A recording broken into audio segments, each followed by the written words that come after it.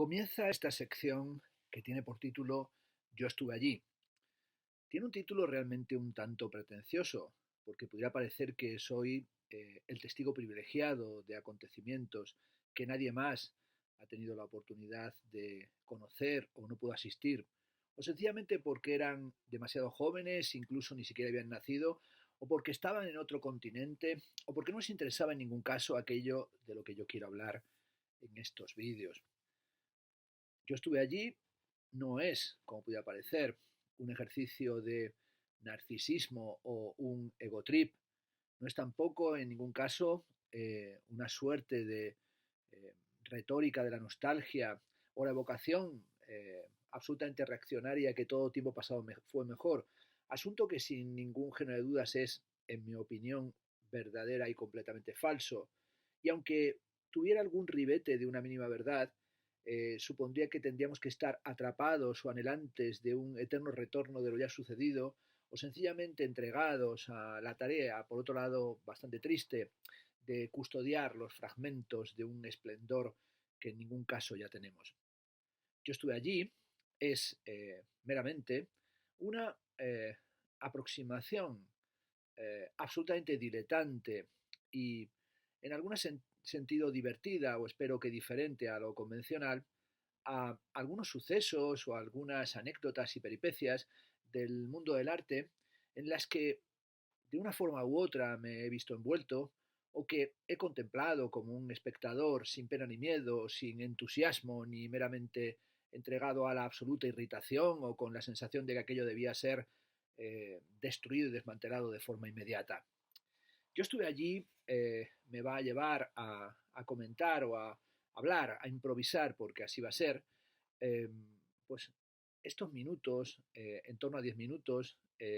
para esta plataforma, para Exit, intentando compartir con vosotros algunas consideraciones, como digo, rápidas y sin ninguna pretensión de generar algo así como una reflexión estética o revelar algún secreto, algún complot que todos sencillamente desconocéis. Y quiero empezar en esta sección de Yo estuve allí, hablando de un acontecimiento y un evento al que muchos de vosotros seguramente sí habéis asistido y por tanto podréis hacer también como yo ese yo también estuve allí, y no es otro que la feria de Arco, la feria de arte contemporáneo que se celebra en la ciudad de Madrid desde los ya lejanos años 80. Bueno, la feria de Arco comenzó, se celebró su primera edición en febrero del año 1982. Esto quiere decir que nos encontramos con una actividad que tiene ya una edad bastante avanzada. Se están cumpliendo, por tanto, 41 ediciones de este evento ferial. Y cuando se organizó fue en un momento en el que en Madrid soplaban o no sé si soplaban o se expandían los vapores y los vientos de aquello que se llamó la movida madrileña. Aquella primera edición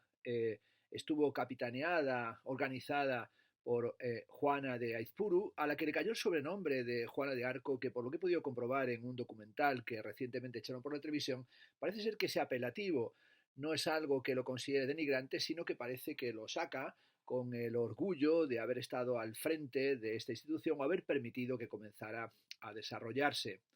En aquel momento, la Feria de Arco, un acontecimiento inédito en nuestro país, se celebró en el Palacio de Exposiciones de IFEMA, en el Paseo de la Castellana, enfrente del estadio del Real Madrid, que es un lugar al que yo ni voy ni mi religión me lo permite. Y allí en aquel lugar, pues acudieron, tengo que decirlo, multitudes. Yo era un jovencito absolutamente ignorante, todavía mucho más de lo que lo soy ahora, pero allí me acerqué pues atraído por las novedades artísticas y esperando encontrarme con algo que necesariamente tenía que desconcertarme o incluso estaba buscando algo que me sublevara y me llevara a pensar que sencillamente lo que allí se presentaba en ningún caso podía ser aceptado como arte. En la apertura de esa edición de Arco realmente no pude ver nada, sino que lo que me encontré fue una masa tremendamente compacta, en primer lugar de una multitud inaugurante o inaugural, que eran una especial cantidad de ministros, socialistas que acababan además de poner sus pies en el ámbito del poder, pero sobre todo estaban acercándose al mismo, pero sobre todo en medio de aquella multitud de políticos en una actitud de cortar la cinta inaugural, lo que vi fue pues una cantidad de personajes variopintos y de hecho quiero recordar ahora, y si no ha sido así, pues bienvenido sea este recuerdo encubridor, seguramente allí sonaba o hasta se podía estar tarareando uno de aquellos temas de la movida como aquel de Y yo caí enamorado de la moda juvenil, de los chicos, de las chicas, de los maniquís. Bueno, allí había bastante maniquí y sobre todo había mucha cresta un tanto intempestiva, pero sobre todo había esa especie de momento en el que la ciudad hacía pop y parecía que todo el mundo necesitaba apuntarse a las cuestiones artísticas y fue el comienzo de aquella famosa pregunta de aquellos años en las que en algunas ocasiones en las discotecas parece que había algunos desubicados o acaso pícaros o astutos del ligoteo que preguntaban aquello de estudias o diseñas. Era un momento en el que pegabas una patada a una piedra y aparecía debajo de ella pues un grupo de pretendido rock and roll y también había algunos que se consideraban artistas pintureros y realmente se estaba desplegando, no cabe ninguna duda, una estética que contemplamos hoy como en cierto sentido verdaderamente cuasi nauseabunda. Pues en aquel contexto aparece Arco y es la puerta y el umbral, pero también es el arco y la flecha y parece que aquello pegó en la diana oportuna y pronto se apuntaron todos los partidos políticos, pero sobre todo se apuntaron desde los ministros a los secretarios de Estado, desde los alcaldes a los concejales, desde los presidentes de diputación hasta cualquiera que pasaba por allí con un carguete o había ordeñado en algún lugar una vaca sin permiso, se aproximaron a Arco, sobre todo porque les apetecía mucho salir en la foto. No podemos olvidar que aquellos fueron los años en los que el vicepresidente del gobierno, Alfonso Guerra, dijo aquello de que el que se mueva no sale en la foto y ciertamente en la fotografía del arte era fundamental aparecer porque parece que el arte iba a servir como bálsamo y como fármaco para todas las enfermedades. Sin ningún género de dudas, era en el momento en el que existía esa necesidad de sublimar los conflictos sociales y sobre todo enmascarar la ausencia de cualquier tipo de proyecto político que no fuera la neoliberalización de nuestro país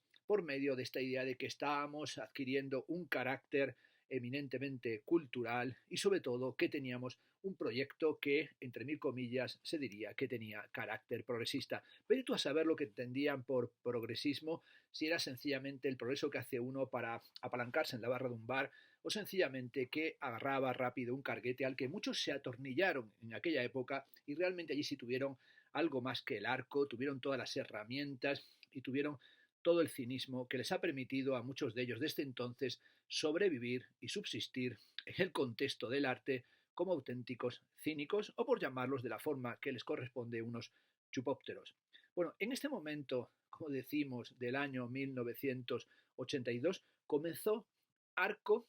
y desde entonces se puede decir que en febrero, como en el Día de la Marmota, pues el animalito ha salido de la madriguera y ha contemplado su sombra y ha hecho la famosa predicción de cuántos días quedan para que todavía nos encontremos en el invierno. Esto sucedió, o esto no tiene que ver nada con aquello que conocemos hoy con la famosa fórmula del winter is coming, el invierno está llegando. Pero en cualquier caso, como digo, por febrero,